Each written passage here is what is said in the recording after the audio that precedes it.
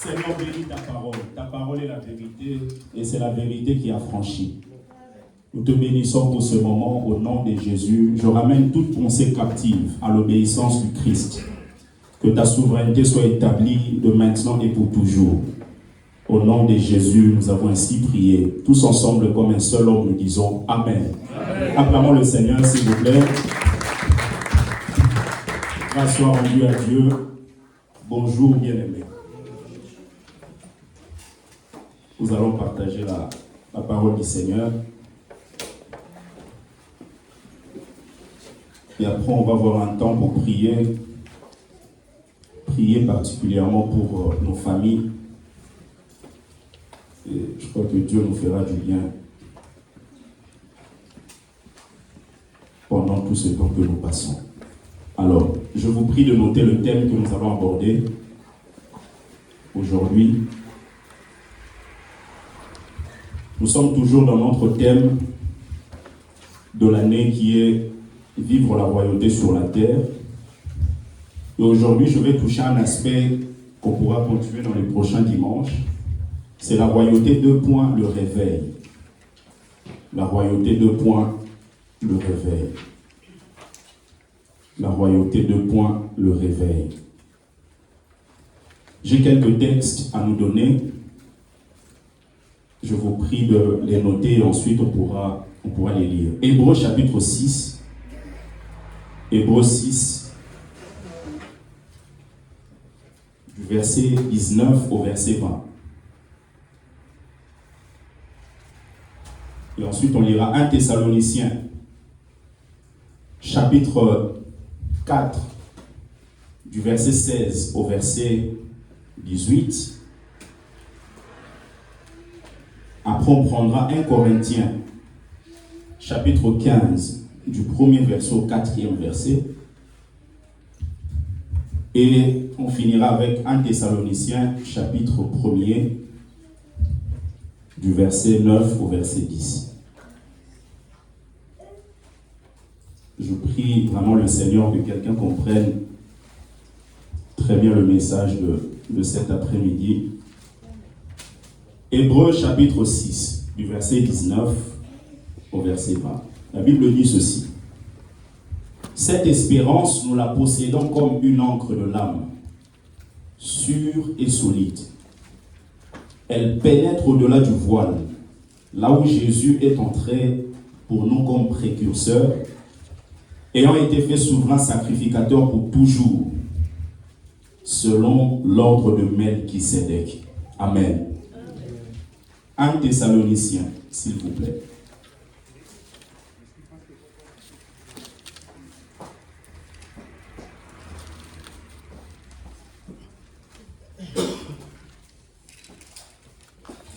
« 1 Thessaloniciens chapitre 4,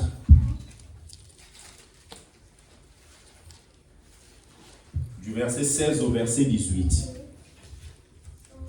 Il est écrit, car le Seigneur lui-même a un signal donné à la voix d'un archange et au son de la trompette de Dieu descendra du ciel. Et les morts en Christ ressusciteront premièrement. Ensuite, nous les vivants qui seront restés, nous serons tous ensemble enlevés avec eux sur des nuées, à la rencontre du Seigneur, dans les airs. Et ainsi nous serons toujours avec le Seigneur. Consolez-vous donc les uns les autres par ces paroles. Amen. 1 Corinthiens, chapitre 15. Du premier verset jusqu'au 4e verset.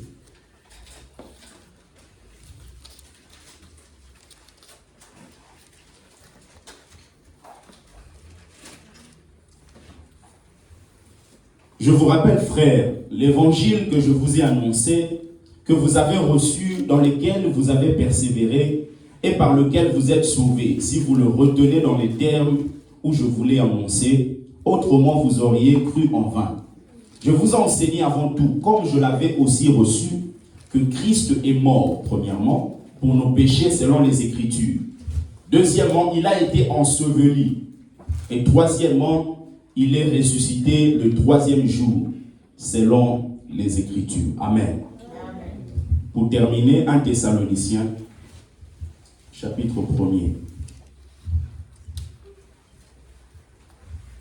Verset 9 et le verset 10.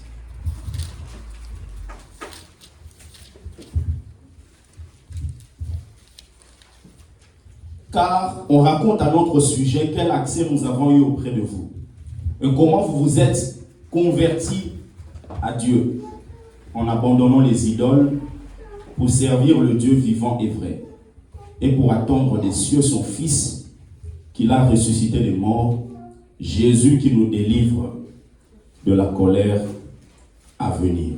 Amen. Alors, royauté, 2 points, le réveil.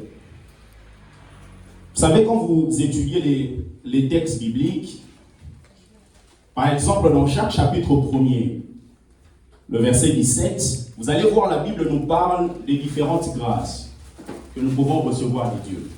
La Bible dit, toute grâce excellente et tout don parfait descend d'en haut, du Père des Lumières, chez lequel il n'y a ni changement ni ombre de variation. Donc, quand vous regardez ce texte, vous comprenez que Dieu ne change pas. Mais bizarrement, lorsque vous lisez d'autres textes bibliques, vous allez vous rendre compte que la Bible dit Dieu se répandit, Dieu se répand de quelque chose. Ça peut même vous troubler, vous dire, mais Dieu finalement, il change ou il ne change pas.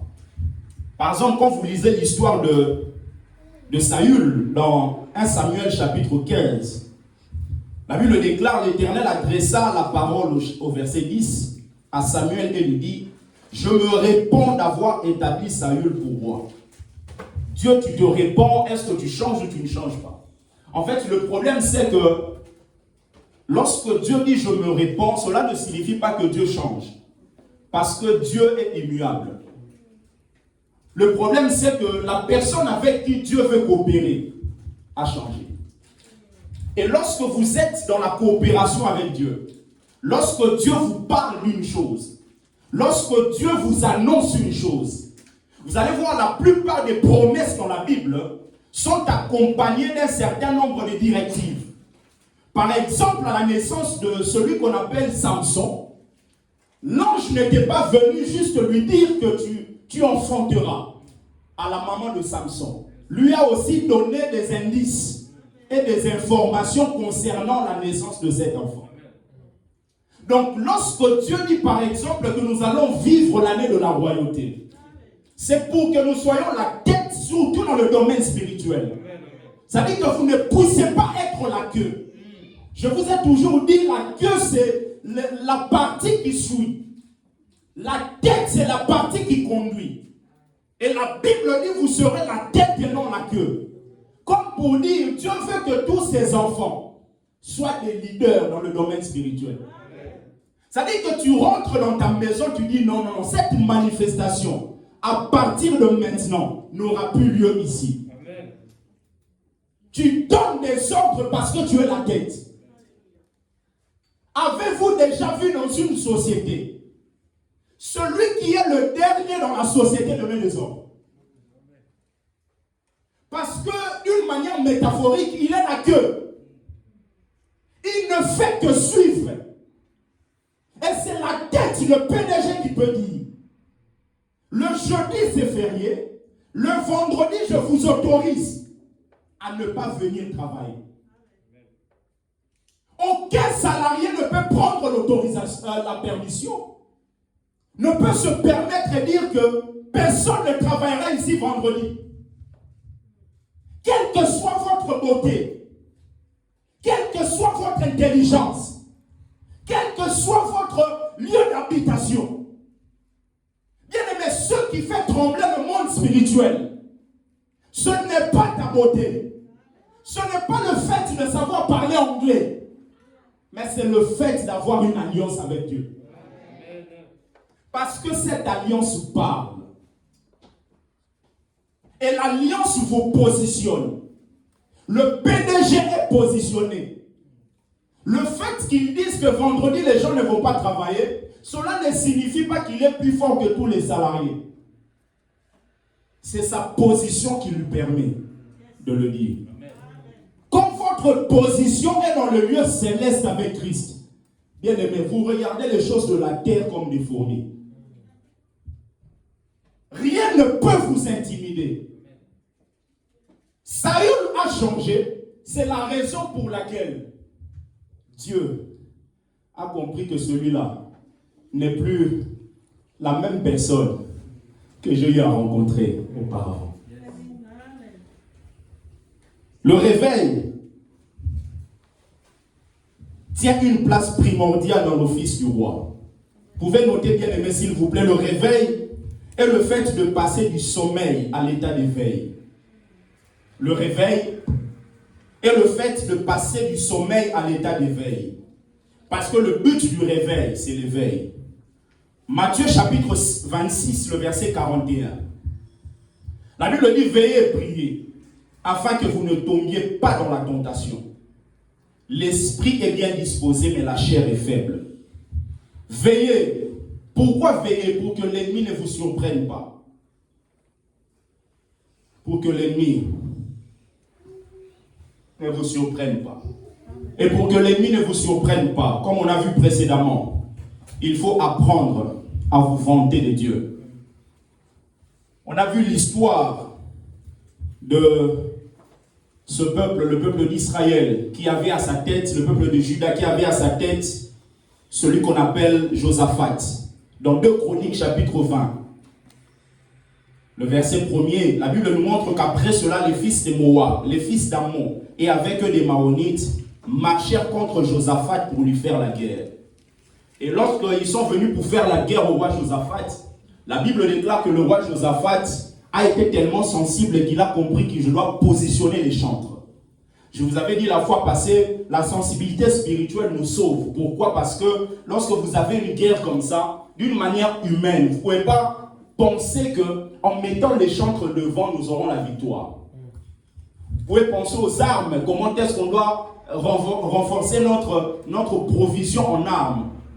Mais avec la sensibilité spirituelle, il a compris que les chantres doivent être là. Nous devons positionner l'adoration devant, la louange devant.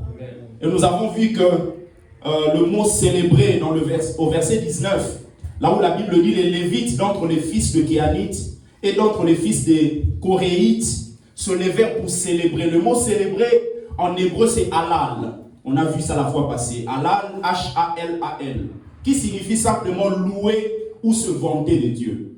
C'est-à-dire que quand vous êtes dans votre parcours, en train de connaître les pressions sataniques, les pressions du monde, il faudrait que vous appreniez à vous vanter de Dieu. C'est-à-dire que le monde peut venir vous faire comprendre et vous pousser à penser que Dieu ne vous aime pas. En fait, c'est un peu ce que Satan, le serpent, est venu faire dans la vie de Ève. Lui montrant que Dieu cache quelque chose de bon qu'il ne veut pas que vous découvriez. Dieu sait, le jour où vous allez manger, vous deviendrez comme lui. Autrement dit, il cache ça. Donc Satan vous poussera à pouvoir vous poser des questions et finir par conclure que Dieu ne m'aime pas. Bien aimé, quand ces pressions arrivent, vantez-vous de Dieu. Je n'ai pas encore ça, mais Dieu m'aime. Je n'ai pas encore eu ça, mais je sais que son amour est parfait dans ma vie. Là, le diable dira, même pas encore marié, même pas encore d'enfant. Il est allé hier chez le médecin, on lui a dit, il y a problème de trompe. Bien aimé, Dieu n'est pas incapable d'enlever les trompes.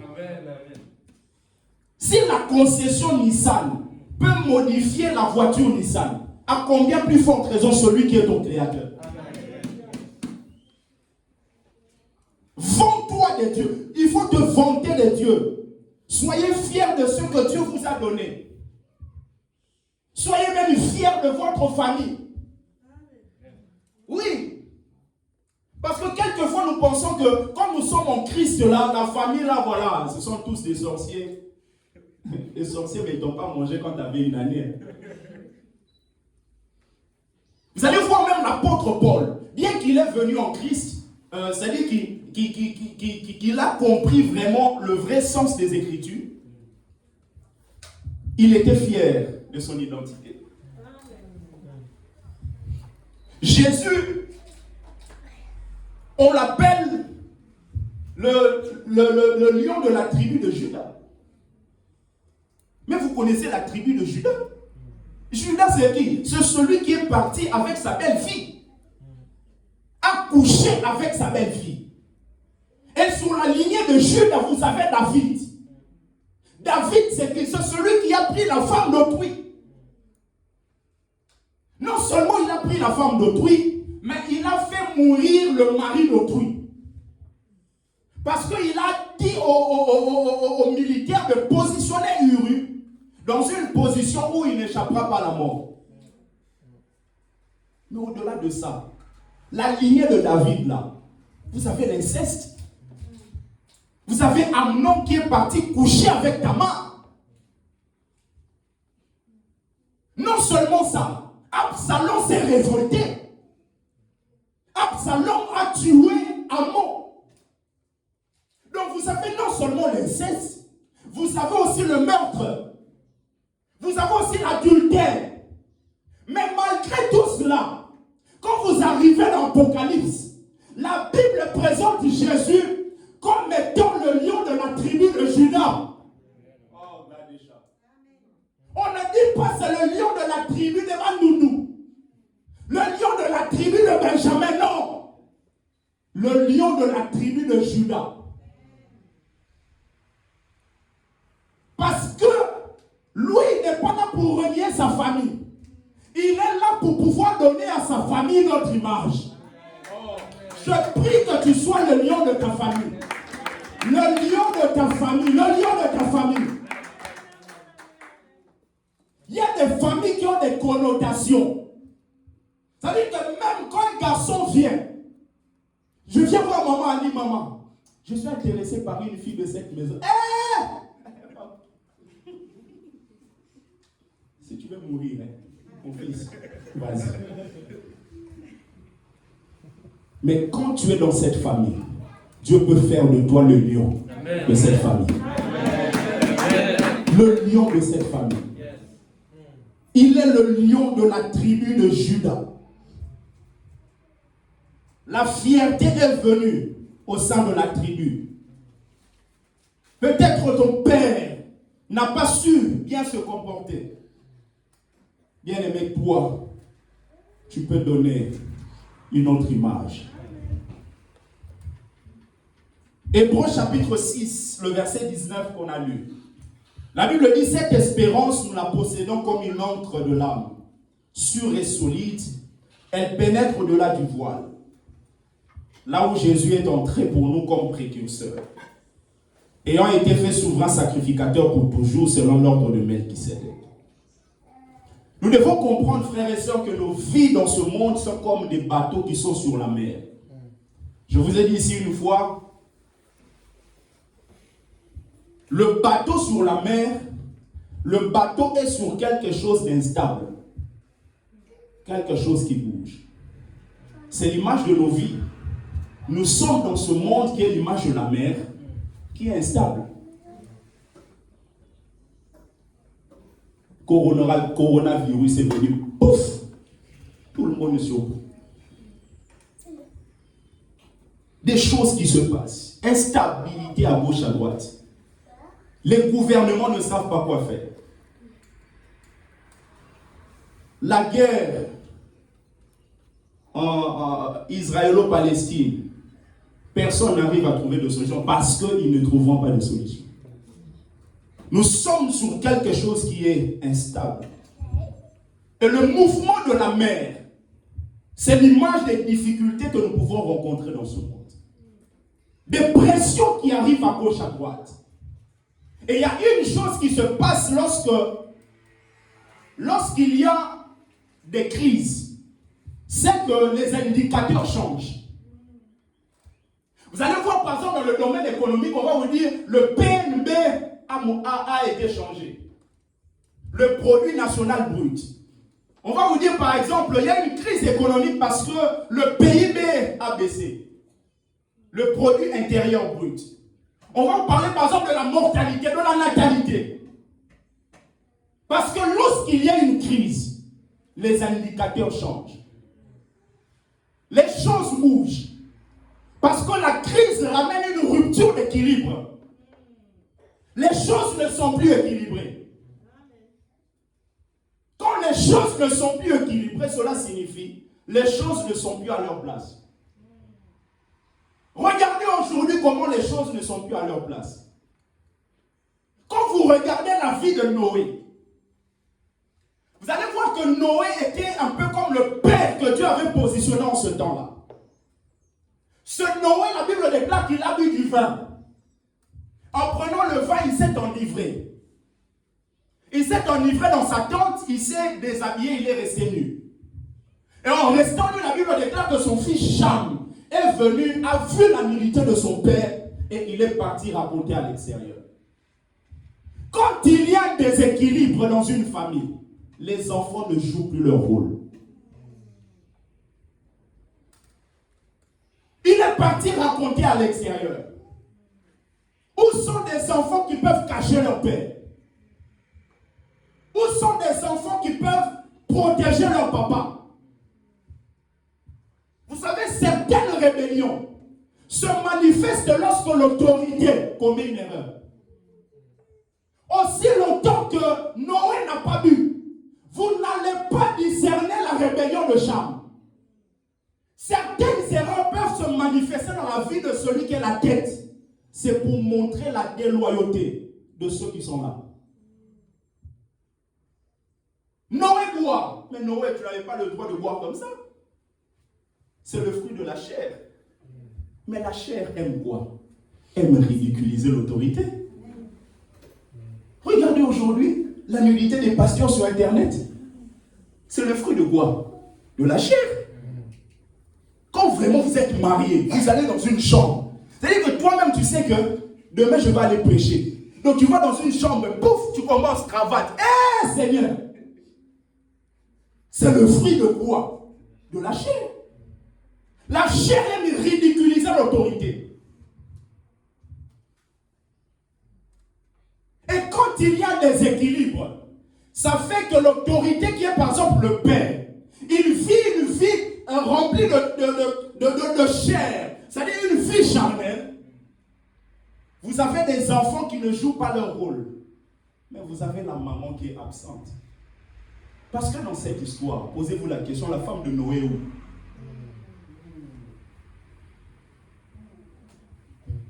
Noé boit. Noé ouvre ses habits. Noé se fait voir. La maman est où? C'est la raison pour laquelle les mamans doivent savoir jouer leur rôle. Pensez-vous vraiment que si la maman de Noé était là, les enfants auront vu la nudité de leur papa? On ne peut pas être très sûr à 100%, mais même 75%, 80%, on peut dire non. Parce que quand la maman est là, il y a une certaine protection. Oui. Un homme de Dieu, un jour, une fille le voit. Il dit, hé papa, des hommes comme vous, en lingala, c'est-à-dire que des hommes comme vous, comment on dit ça en français, sont mieux pour nous, quoi. Pourquoi? Sa femme n'était pas là. Pensez vraiment, moi, avec ma femme, ou lui avec sa femme, la femme là allait dire ça. Donc vous voyez que la femme est une protection. Oui. Le mari vient dire, on doit aller à l'école de Jean-Benoît parce que la maîtresse nous a convoqués pour nous expliquer un peu les choses par rapport à son évolution et tout à l'école. Tu écoutes la maman. Moi, j'ai une brocante, non? Je dois aller à Château-Rouge, je finis. Après, Janine, t'avais dit qu'on va chez le poisson là-bas. Mais tu es toujours absente. C'est pour ça que certaines choses entrent. Quand la Bible dit que l'homme et la femme deviennent une seule chair, cela signifie quoi? Cela signifie que l'autre protège l'autre, l'autre protège l'autre. Et que chacun joue son rôle. Il y a des endroits qui sont des endroits stratégiques. Que le couple doit être à deux. Oui. Et la chair aime ridiculiser l'autorité. Aime ramener la honte sur la vie de l'autorité. Regardez toutes les unités qui sont sorties sur la toile. Les nudités qui font écho, ce sont les nudités des hommes qui ont une certaine autorité quelque part. Parce qu'un dernier des salariés chez qui? Chez Énergie. Bien aimé, même si on le publie, ça va parler aujourd'hui, demain c'est fini. Mais la chair aime ridiculiser l'autorité. On frappera le berger et les brebis seront dispersées. La chair aime ça. Cham est parti dévoilé. Mais la Bible dit, nous possédons cette espérance comme l'encre de l'âme. Le bateau qui est sur la mer est sur quelque chose d'instable. Maintenant, il faut quelque chose pour pouvoir stabiliser ce bateau. Et pour stabiliser ce bateau, c'est ce qu'on appelle l'encre qui joue son rôle là. L'encre permet à ce que le bateau soit stabilisé. Et la Bible déclare, nous, cette espérance. L'espérance de voir Jésus. L'espérance de rencontrer Christ. L'espérance de vivre une intimité avec lui. Nous la possédons comme l'encre de l'âme. C'est-à-dire que ce qui va te stabiliser dans ce monde, c'est le fait de savoir qu'un jour ton sauveur va revenir. Dans un monde déséquilibré, pour être en équilibre, il faut posséder cette encre. L'encre te soutiendra et te permettra de ne pas couler. L'encre te soutiendra. D'où dans 1 Thessaloniciens, la Bible dit, car le Seigneur lui-même a un signal donné à la voix d'un archange au son de la trompette de Dieu. Descendra du ciel et les morts en Christ ressusciteront premièrement. Ensuite, nous les vivants, nous serons changés. Il reviendra, il s'arrêtera dans les airs. Ceux qui lui appartiennent, la Bible dit, premièrement, les morts vont ressusciter. Et nous, les vivants, nous allons ensemble être enlevés avec eux sur des nuées à la rencontre du Seigneur. Dans 1 Jean chapitre 3, le verset 3, la Bible dit, quiconque a cette espérance en lui se purifie, comme lui-même est pur. 1 Jean chapitre 3, le verset 3. Quiconque a cette espérance. Quand vous voyez quelqu'un vivre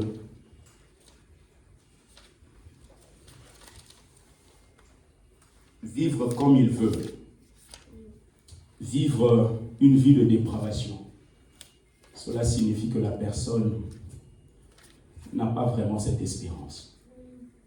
Parce que quand vous avez cette espérance, vous vous purifiez. Parce que lui-même est pur.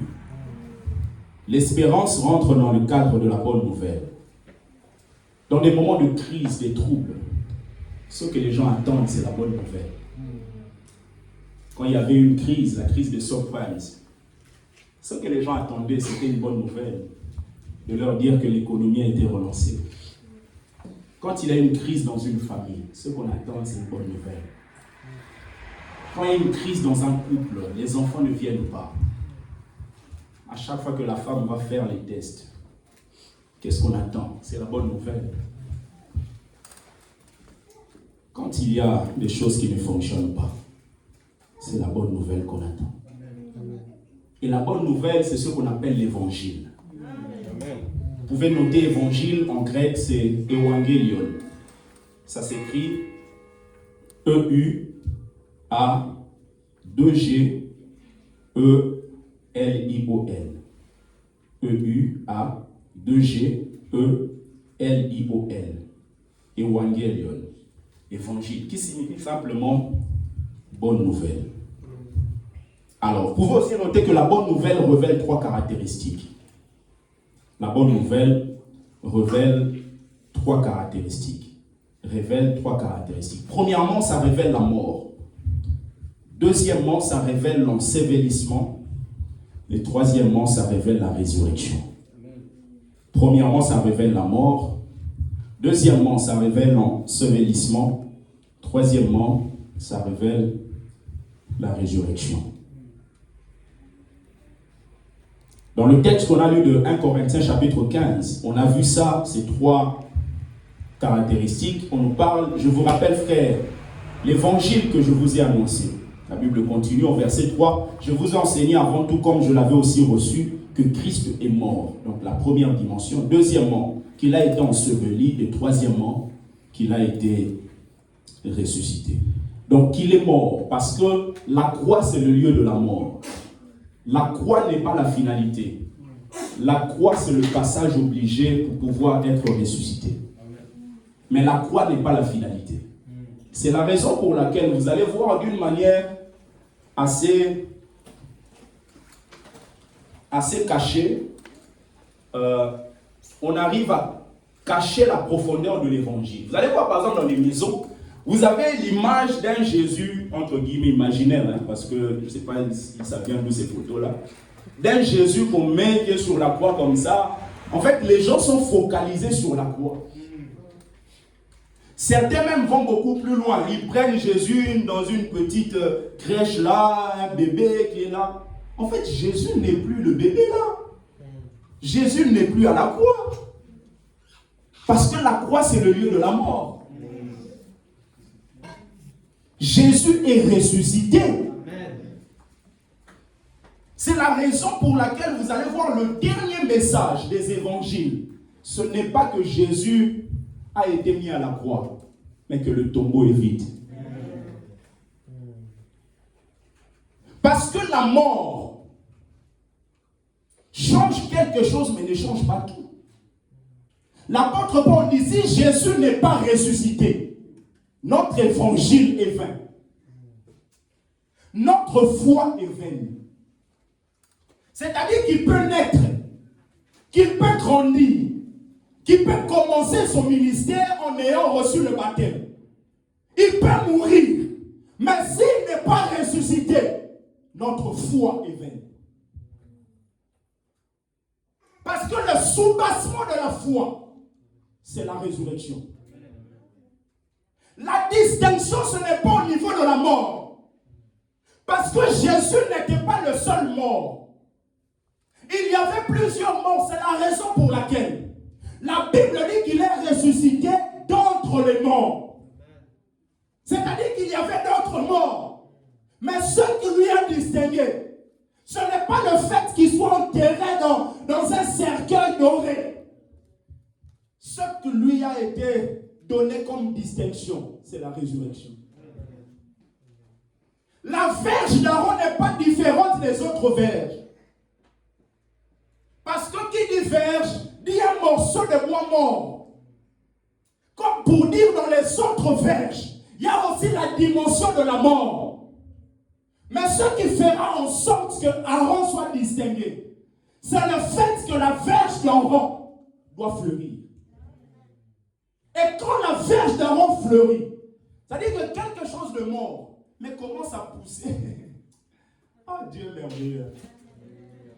C'est-à-dire que ça peut être mort dans ton corps, mais Dieu peut quand même faire pousser des choses.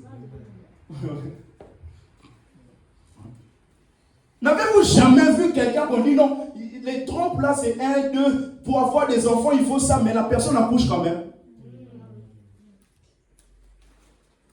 Dieu n'est pas limité par la science. Amen. Dieu est au-delà. Amen. La mort c'est une chose, mais il faut aller au-delà. S'il n'y a pas de résurrection, notre évangile, notre foi est vaine. Le jour de l'enlèvement, les morts en Christ seront ressuscités. Mais les morts en Christ ne sont pas les seuls morts. Quand nous allons enterrer des membres des églises, il y a d'autres morts aussi qu'on enterre. Mais qu'est-ce qui va distinguer ces gens? C'est la résurrection. Amen. Donc le choix de Dieu se manifeste au travers de la résurrection. Et c'est dans ce monde de troubles que nous voulons parler de la royauté. Parce qu'il était mort, enseveli, et ensuite il est ressuscité. Et comme il est ressuscité, nous aussi, nous serons ressuscités. Nous serons ressuscités. Parler de la royauté dans des moments de trouble peut paraître contradictoire. Comment Dieu peut me dire de telles choses pendant que le monde est en train de chavirer? Bien aimé, les promesses de Dieu ne sont pas inconscientes des événements à venir. Les promesses de Dieu sont établies tout en connaissant le futur. Lorsque Dieu dit, il n'évolue pas en vivant des surprises. Dieu n'est pas surpris. C'est nous qui sommes surpris. Parce que nous ne sommes pas omniscients. Mais Dieu qui est omniscient n'est pas surpris. Lui, il connaît. Donc, il sait exactement que ce qu'il a dit, nous allons le vivre. Et parler de la royauté, il y a un personnage dans la Bible qui est un personnage très important, celui qu'on appelle Melchisédek. Melchisédek, c'est qui? Melchisédek, c'est le premier sacrificateur mentionné dans la Bible. Et son nom Melchisédek signifie roi de justice. Il était non seulement roi de justice, il était aussi roi de Salem. Il était sacrificateur du Dieu très haut. Et il vivait au temps d'Abraham. Melchisédek avait donné le pain et le vin à Abraham. Lorsqu'il a donné le pain et le vin à Abraham, la Bible déclare qu'Abraham lui a donné la dîme de tout. Parce que c'est toujours Dieu qui commence. C'est toujours Jésus le souverain sacrificateur qui commence. Il est écrit, nous l'aimons parce que lui nous a aimés le premier. Ce n'est pas nous qui commençons, c'est lui. Ce que nous faisons, c'est simplement une réaction par rapport à ce que lui a déjà manifesté. Et il donne à Abraham le pain et le vin. Le pain et le vin qui est l'image du corps et du sang de Jésus. Maintenant, en lui donnant ça, lui, il était le premier sacrificateur. Et vous allez voir que pendant un long moment, on n'a plus parlé de Melchisédek. Mais lorsque Jésus est arrivé, la Bible déclare que Jésus, à la fin de ses jours, il a appelé ses disciples. Il leur a dit, vous allez manger ce qu'on appelle la Pâque. Et en disant ça, il a pris le pain.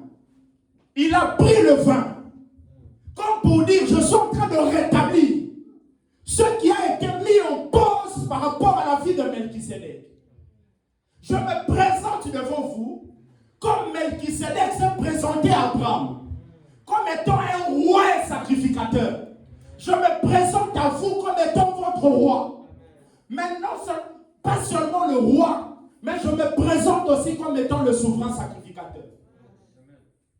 Il leur donne le pain, il leur donne le vin. Quand vous comprenez ça, le monde spirituel ne peut pas vous dominer. Parce que si un sorcier mange le sang d'un homme, boit le sang d'un homme, mange le corps d'un homme, toi tu ne manges pas le corps de n'importe qui. Toi tu ne bois pas le sang de n'importe qui. Il a dit, prenez ceci. Ceci est mon corps. Il ne dit pas, prenez ceci. Ceci est comme mon corps. Non. Oh, il mange des gens. Nous aussi, on a mangé Jésus. On verra. On verra, on verra. Oh.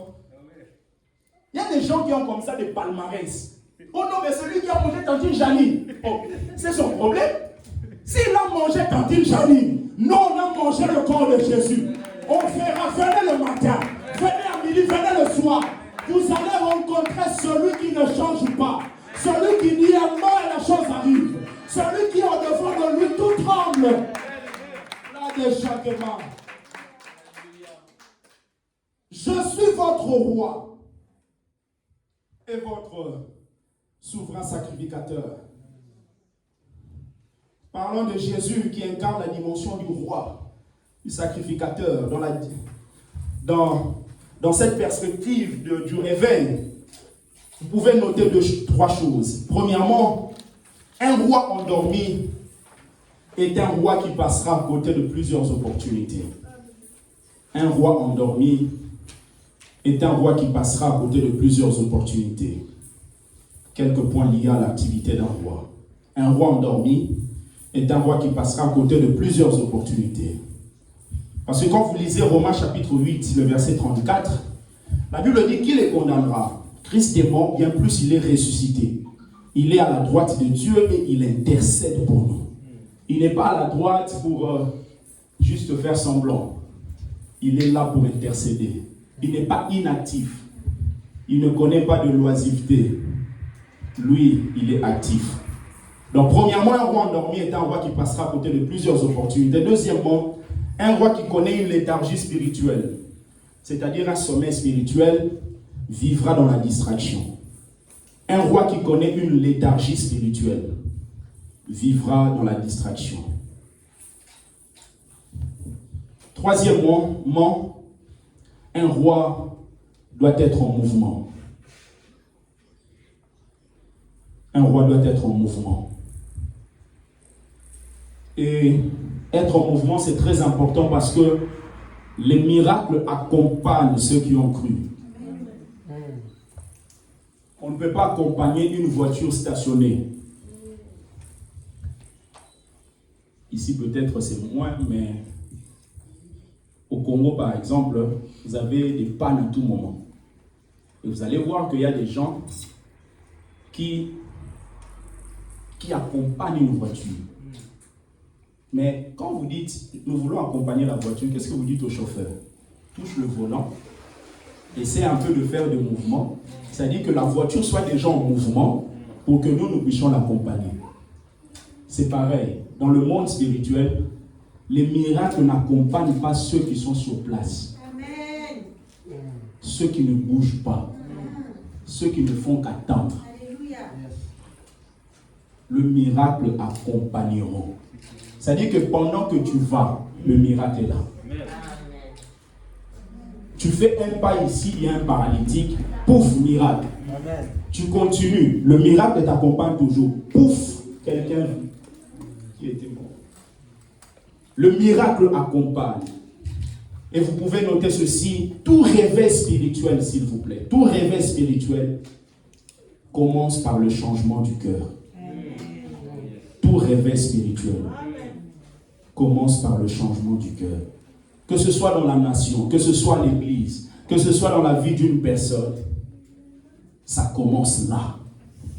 2 Corinthiens chapitre 3, le verset 15 et 16, parlant du peuple d'Israël, qui vivait une forme de léthargie spirituelle. La Bible dit, jusqu'à ce jour, quand on lit Moïse, un voile est jeté sur leur cœur. Mais lorsque les cœurs se convertissent au Seigneur, le voile est ôté. Jusqu'à ce jour, un voile est jeté. C'est-à-dire qu'il y a une forme de sommeil spirituel. Il y a un voile.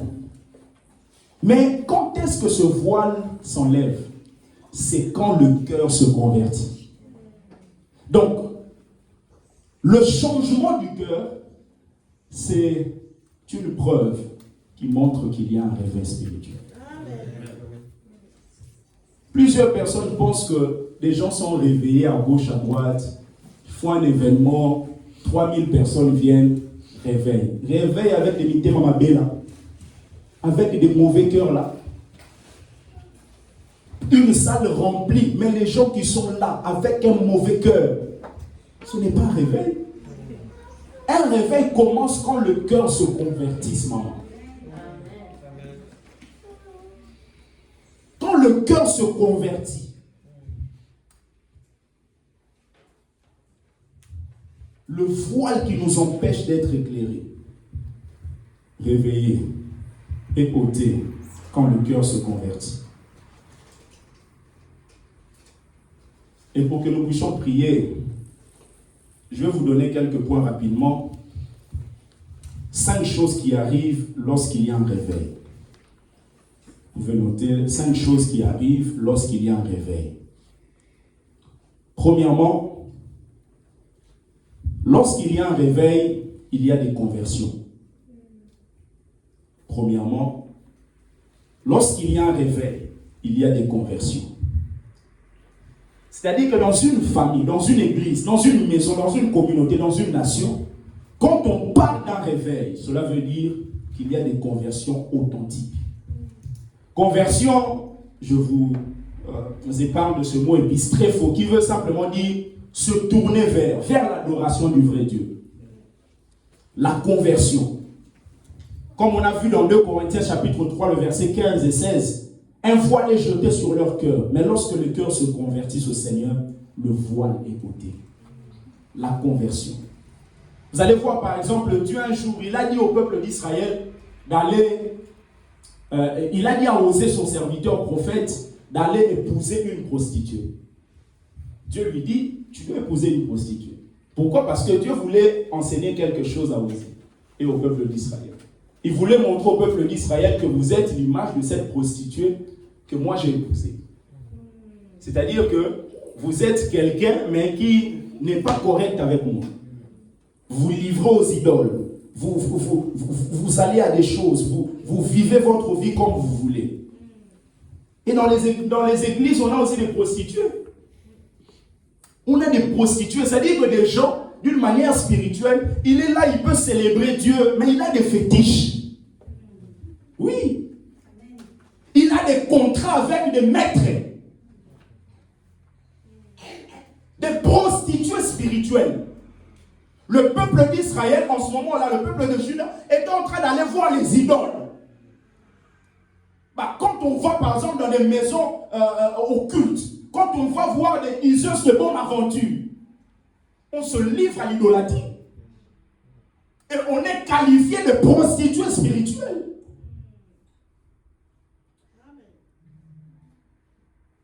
Dieu dit, montre à mon peuple, je l'ai aimé, mais mon peuple se prostitue. Et nous, lorsque Osée a eu un enfant avec cette prostituée, quand vous lisez au verset 8 de Osée chapitre 1er, la Bible déclare, elle sevra l'eau Rushama, puis elle conçut et enfantait un fils. Et l'Éternel lui dit, donne-lui le nom de Lo-Ami, car vous n'êtes pas mon peuple. Parce que Lo-Ami en hébreu signifie pas mon peuple. C'est-à-dire que quand Osée a un enfant, Dieu lui donne la signification de la réalité de sa relation avec le peuple. Il dit, vous n'êtes pas mon peuple. Vous n'êtes pas mon peuple.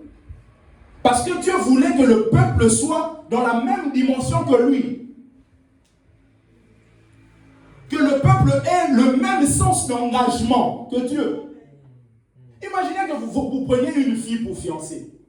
Pas la fille est gentille et tout ça et tout. Mais la fille vous dit, bientôt c'est notre mariage, mais j'aimerais te dire que demain, j'ai un rendez-vous avec mon ex, ici dans un hôtel. On va juste passer la nuit et une fois qu'on termine, je viens te prendre, j'ai une surprise pour toi. On va aller au Phuket, on va aller là-bas, on va... Qu'est-ce que vous allez dire? Vous allez vous dire, on n'a pas le même sens d'engagement que cette fille-là. Et c'est ce que deux fois nous faisons. Seigneur, on te laisse là, on fait nos histoires, après on revient.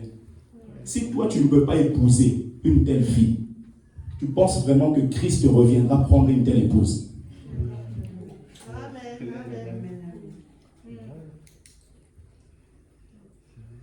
Il dit pas mon peuple. Et ce que j'aime, c'est que si au chapitre 1er, Dieu dit, vous n'êtes pas mon peuple, il n'y a pas que le chapitre 1. Il y a aussi d'autres chapitres. Parce que dans la vie, vous pouvez connaître des turbulences. Mais ce que j'aime, comme je vous ai dit la fois passée, la vie d'un homme est comme un ouvrage. Un ouvrage n'est pas constitué d'un seul chapitre. Un ouvrage est constitué de plusieurs chapitres. Si le premier chapitre c'est sombre, c'est possible qu'au deuxième chapitre vous puissiez vous relever. Au premier chapitre, Dieu dit, pas mon peuple, Mais au deuxième chapitre, Dieu annonce une promesse, une bonne nouvelle au peuple. Quand vous lisez Osée chapitre 2, le verset 16, la Bible dit en ce jour-là, dit l'Éternel, tu m'appelleras mon mari et tu m'appelleras plus mon maître. Tu m'appelleras plus mon maître. Et quand vous allez au verset 14 et au verset 15, dans d'autres versions c'est 16 et 17. La Bible dit c'est pourquoi voici, je veux la tirer et la conduire au désert et je parlerai à son cœur. Là je lui donnerai ses vignes et la vallée d'Accord comme une porte d'espérance. Vallée d'Accord. Accord ça signifie difficulté. Dieu dit, ce peuple au premier chapitre, j'ai déclaré qu'ils ne sont pas mon peuple. Mais comme je suis le Dieu miséricordieux, Dieu ne réfléchit pas comme les hommes. Les hommes peuvent te rejeter, te laisser souffrir et te regarder et dire à celui, ça lui apprendra. Mais Dieu, quand il te regarde avec un œil miséricordieux. Il te regarde, il te dit non. C'est vrai qu'au premier chapitre, tu as fait des erreurs. Mais au deuxième chapitre, je te donne la possibilité de pouvoir rétablir. Il y a des gens qui doivent se rétablir avec Dieu. Il y a des gens qui doivent revenir auprès du Seigneur. Il y a des gens qui doivent dire à Dieu, mon passé a été sombre. Mais maintenant, je prends la décision de te donner ma vie d'une manière entière. Au chapitre 2, Dieu donne la bonne nouvelle. Il dit, j'appellerai ce peuple au désert. Je veux le conduire au désert. Je veux le conduire au désert. Parce que les difficultés dans la vie nous apprennent l'obéissance. Quand vous lisez ce texte, ça m'a toujours marqué. Hébreux chapitre 5, le verset 8. La Bible dit, parlant de Jésus, a appris, bien qu'il fût fils, l'obéissance par les choses qu'il a souffertes. Hébreux 5, le verset 8. A appris, bien qu'il fût fils, l'obéissance par les choses qu'il a souffertes. Accord, difficulté en hébreu. Dieu dit, je veux le conduire dans le désert. Dans un endroit où je serai seul à seul avec lui. Plusieurs sont en train de fuir. Dieu te dit, viens ici. Parce que je veux te parler. Je veux te donner des choses. Je veux te communiquer des choses. On dit non Seigneur, je suis très occupé. Je suis très occupé par rapport à mon travail. Je suis très occupé par rapport à mes affaires. Alors que Dieu a vu ton premier chapitre, a vu que c'était un chapitre sombre. Mais il se dit, comme je suis un Père miséricordieux, je lui donne la possibilité d'avoir un deuxième chapitre. Mais ce deuxième chapitre, tu es en train de le fuir. Tu dis, Seigneur, je suis très occupé par le boulot.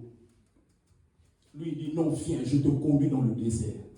Parce que Dieu sait, lorsque tu es en ville, il y a beaucoup de circulation. Il y a beaucoup de distractions. Il y a beaucoup des appels. Dans le désert, des fois, il n'y a même pas de réseau. En ce moment-là, tu es seul à seul avec Dieu. Il te dit des choses d'une manière profonde. Et toi, tu peux ouvrir ton cœur. Vous êtes dans un croisement avec Dieu. En ce moment-là, il faudrait apprendre à lui dire, Père, tu as raison. Tu as raison, tu connais. Dis, je le conduirai, ce peuple. Je lui donnerai la vallée d'Accord comme une porte d'espérance. C'est-à-dire que Dieu est en train de tracer un chemin devant le peuple. En lui disant, on t'a dit que la porte est fermée. Mais à partir de maintenant, il y a une issue. Il y a quelque chose devant. Mais la porte qui est devant, c'est la porte de la vallée d'Accord. La porte de l'espérance. Plusieurs sont désespérés. Plusieurs se suicident. Pourquoi? Parce qu'en devant d'eux, ils ne voient rien. Ils ne voient rien. Ils se disent, mais pourquoi je vis? Pourquoi je respire? Pourquoi tout ceci? Dieu dit, il y a une porte. C'est la vallée d'Accord. C'est là où tu seras seul. Là où ceux qui t'aidaient ne vont pas t'aider. Là où ceux qui te supportaient peuvent te rejeter. Là où ceux qui t'aidaient peuvent te retourner le dos. Mais Dieu va t'apprendre à dépendre de lui. Dieu va t'apprendre à dépendre de lui. À dépendre de lui. Dépendre de lui. Dépendre de Dieu. Dépendre de Dieu. En ce moment-là, tu sauras, quand j'ai une baguette, ce n'est pas parce que je suis intelligent. En ce moment-là, tu sauras, si j'ai mangé aujourd'hui, ce n'est pas parce que je sais me débrouiller. C'est parce que Dieu est avec moi. C'est parce que Dieu me soutient. Parce que Dieu me porte. Parce que pour d'autres, ça peut être une habitude. C'est quelque chose qui arrive parce qu'on a étudié. Mais ceux qui passent par la vallée d'accord, ils comprennent. Ils comprennent que sans Dieu, ils ne sont rien. Sans Dieu, ils ne sont rien. Sans Dieu, ils ne sont rien. Pour terminer, vous donner quelques points rapidement. Vous savez, lorsque David devait aller combattre Goliath, la Bible déclare que David est parti dans un torrent. Et quand il est allé dans un torrent, il a pris 5 pierres. Il a pris 5 pierres. Dans un torrent, cela veut dire que les pierres étaient en contact de l'eau. Bien aimé, ce qui va vous garantir la victoire, c'est votre intimité à la parole de Dieu. Amen. Les pierres étaient en contact de l'eau. Et la Bible déclare que ces pierres étaient polies. Qui dit polies dit les pierres qui sont lisses. Or, pour avoir des pierres lisses, il faudrait que les pierres puissent se frotter. Donc, les frottements rendent les pierres lisses.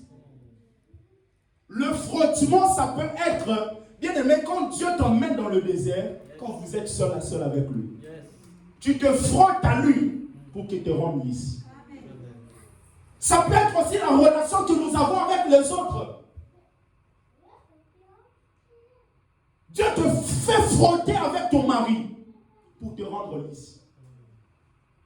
Parce que, comme j'ai dit par rapport à Noé, certaines insoumissions des femmes se manifestent lorsque l'homme commet une erreur. Or, la soumission n'est pas due au fait que l'homme est parfait. Ce n'est pas parce que le pasteur est parfait que tu dois lui être soumis. Il y a une différence entre l'obéissance et la soumission. Je peux ne pas obéir à ce que tu dis parce que c'est un péché, mais comme tu as une autorité, je me soumets quand même. C'est la raison pour laquelle les amis de Daniel, malgré le fait que ce que le roi dit, ce n'est pas quelque chose qui est conforme, mais ils ne disent pas ça le roi. Ils disent au roi. Parce qu'ils méritent l'honneur. Mais l'obéissance, ils ne méritent pas. L'obéissance, ils ne méritent pas. Donc, un frottement avec les autres frères, ça nous brise, ça nous transforme.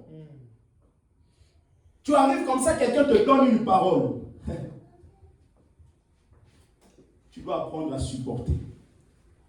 Là, tu meurs en toi-même. Tu meurs en toi-même. Dieu t'apprendra la patience. La patience. Or, la Bible nous montre dans 1 Pierre chapitre 2, le verset 5, que nous sommes des pierres vivantes. David est parti prendre des pierres. Les pierres là étaient lisses.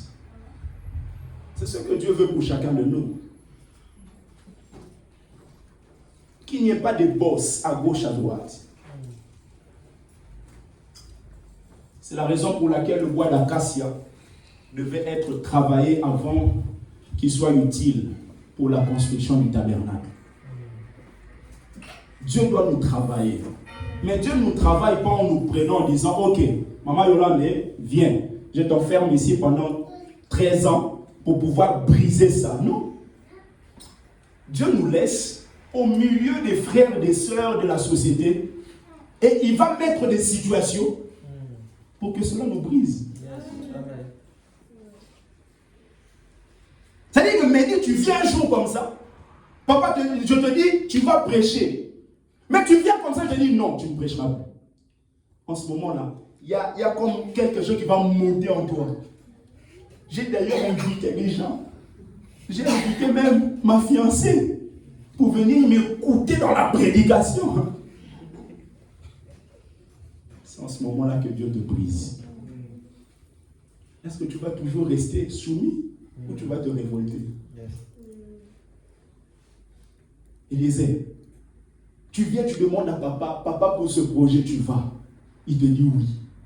Mais tu reviens comme ça, tu dis papa, tu n'as pas oublié, il te dit non, avec les programmes que j'ai, est-ce que tu vas toujours rester soumis? Ou tu vas dire non, papa, tu exagères, toi aussi, vous les papas blédards. C'est là qu'il faut apprendre la soumission. Parce que certaines choses, on peut te le dire comme ça, ce n'est pas que la chose n'existe pas. C'est juste pour voir jusqu'où tu peux aller. Dieu demanda à Abraham, Isaac, est-ce qu'il avait vraiment besoin d'Isaac? Comment Dieu peut tuer quelqu'un par qui il veut qu'une grande postérité arrive? Lorsque Séphora est en train de faire un acte prophétique par rapport à Moïse, comment Moïse va mourir alors que Dieu lui a dit c'est lui qui doit libérer le peuple? Certaines choses, ce sont juste des épreuves pour voir jusqu'où notre cœur peut aller. Mais Dieu sait qu'on ne va pas couler. Amen. Dieu le sait. Dieu le sait. Et tu entres, il dit, Eliezer, je t'avais dit de prendre cette chaîne. Mais pourquoi tu ne l'as pas fait? Oh, lui aussi, il prend pour qui lui? Il crie comme ça, là, il est mon père ou quoi? Il est ton père spirituel.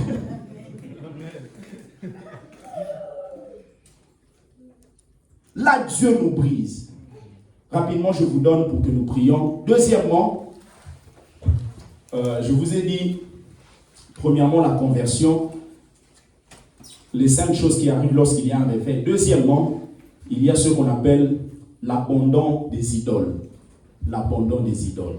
Vous allez voir à plusieurs reprises, l'apôtre Paul a exercé un ministère et dans son exercice du ministère, il y a eu des réveils. Et par exemple, le réveil qu'il y a eu à Thessalonique, la Bible dit plusieurs personnes ont abandonné leurs idoles. Dans le texte qu'on a lu de 1 Thessaloniciens, chapitre 1er, le verset 9.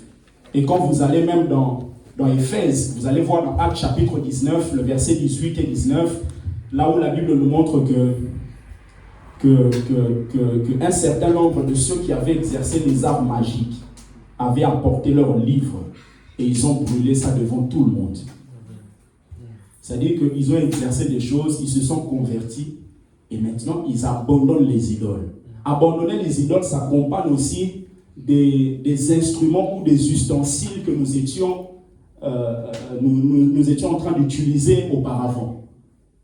Vous ne pouvez pas dire que j'abandonne tout ce qui est sciences occultes, mais vous avez toujours des bouquins à la maison. Non.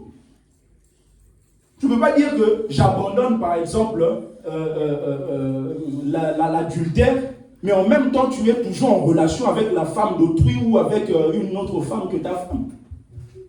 Donc, l'abandon, c'est-à-dire que la conversion, quand tu changes, ça doit aussi s'accompagner avec l'abandon des idoles. L'abandon de tout ce qui te permettait de pouvoir vivre cette vie-là. Ils ont abandonné les idoles. Et la Bible dit, les livres qu'ils ont apportés, la Bible déclare que c'était, la Bible dit, on estima la valeur à 50 000 pièces d'argent. 50 000 pièces d'argent, c'est l'équivalent de 150 années de travail d'un ouvrier. C'est-à-dire que 150 années de travail d'un ouvrier, ils sont venus le déposer pour qu'on les brûle. Si par exemple vous considérez qu'un ouvrier gagne 1200 euros, vous prenez 1200, vous multipliez par 150, donc ils ont brûlé 180 000 euros. 180 000 euros, ils ont brûlé. Mais très souvent, dans le processus de notre brisement, nous voyons le prix. Seigneur, tu me dis ça, mais quand même, j'aime, ça coûte cher. Dieu te veut. Il te veut, toi. Comme un sacrifice vivant. Donne-toi. Donne-toi. Ils ont donné. Et troisièmement, non seulement ils ont abandonné les idoles, ils ont servi le Dieu vivant et vrai. Parce que quand il y a un réveil, non seulement les gens se convertissent, ils abandonnent les idoles, mais ils servent aussi le Seigneur. Cette année, bien aimé, chacun servira Dieu dans son couloir. Personne n'est venu accompagner d'autres personnes. Vous avez un but à accomplir. Vous n'êtes pas venu juste pour regarder comme un spectateur. Vous êtes venu parce que Dieu a assigné sur votre vie une mission particulière. Non seulement il y a eu des conversions, l'abandon des idoles, ils se sont mis à servir Dieu. La Bible dit quatrièmement, ils attendaient le retour de Jésus. Ils attendaient le retour de Jésus. C'est ce qu'on voit dans 1 Thessaloniciens chapitre 1er, le verset 9. La Bible dit servir Dieu vivant et vrai, et pour attendre des cieux son Fils. Attendre des cieux son Fils. Attendre des cieux son Fils. Et non seulement il faut attendre des cieux le Fils qui va revenir, mais cinquièmement, pour terminer, il faut ranimer les dons spirituels. Il faut ranimer les dons spirituels. 2 Timothée chapitre 1er, le verset 6.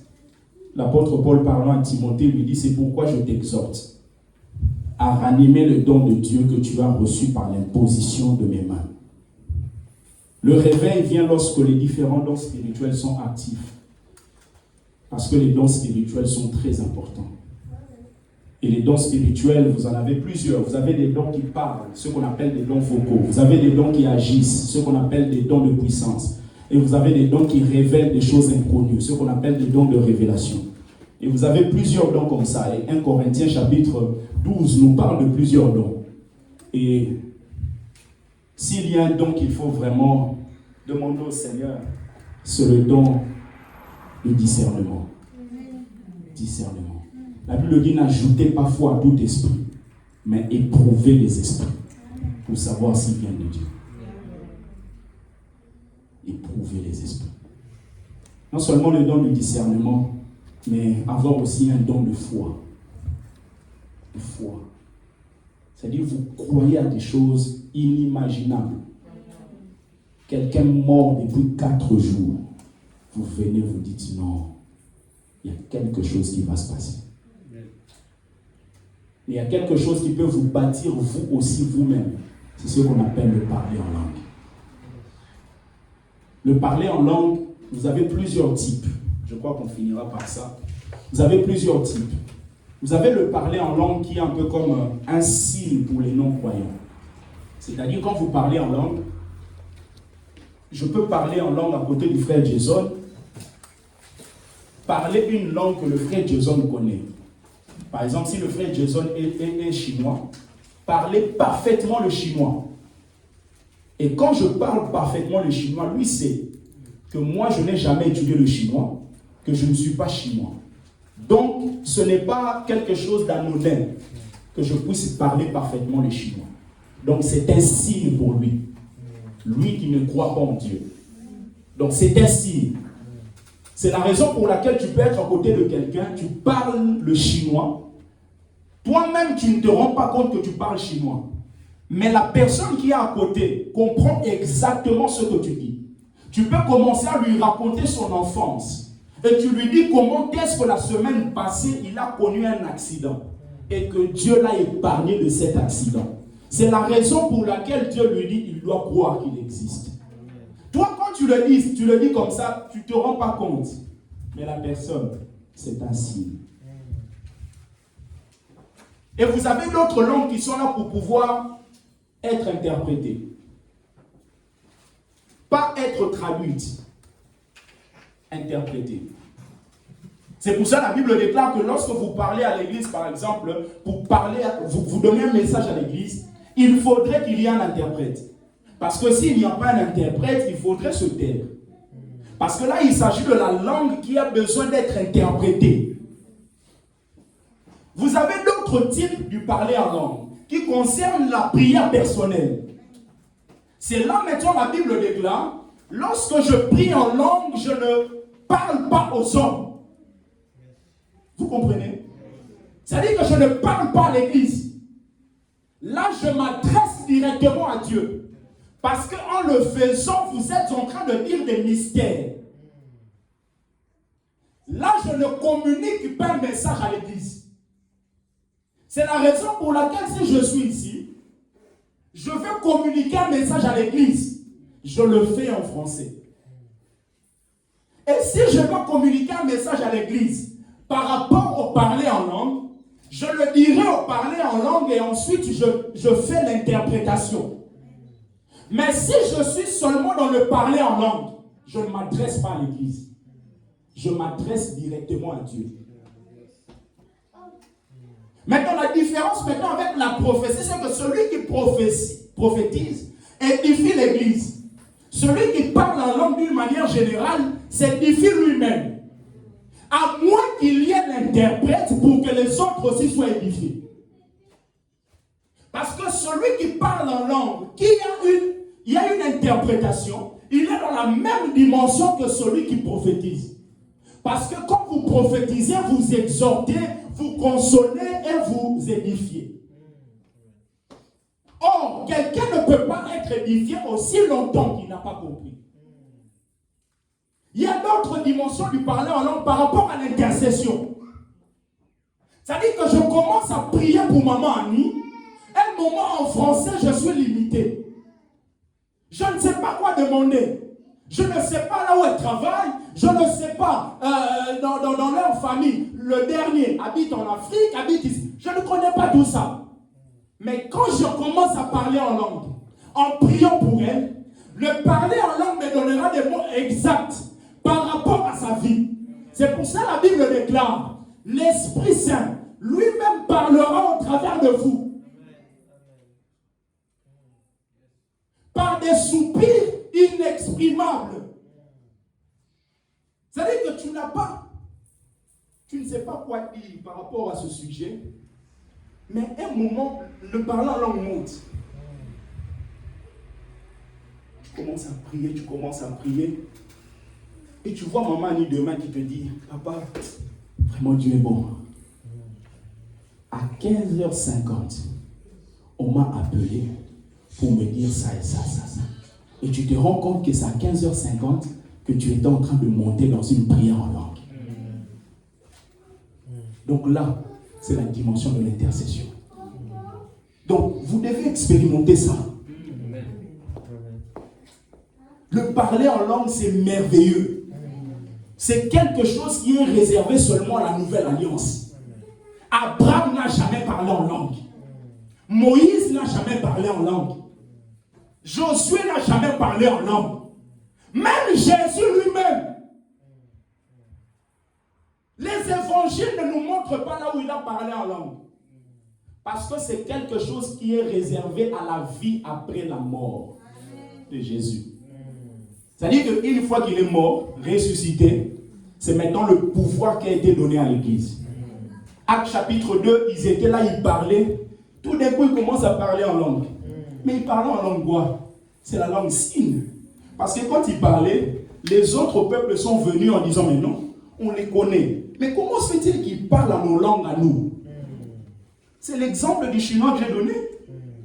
C'est-à-dire c'est un langue signe qui montre qu'il y a quelque chose qui se passe ici. Je prie Dieu que Dieu fasse de toi un signe. Un signe dans cette génération.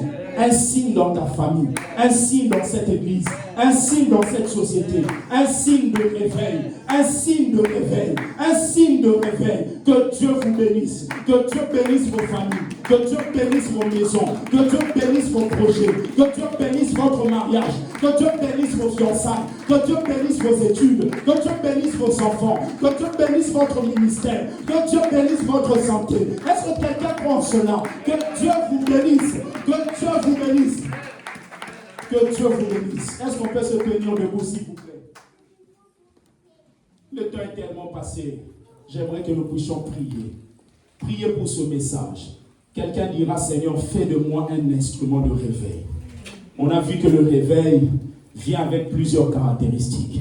Qu'au travers de toi, que des hommes soient convertis. Qu'au travers de toi, que des hommes abandonnent les idoles. Qu'au travers de toi, que les hommes soient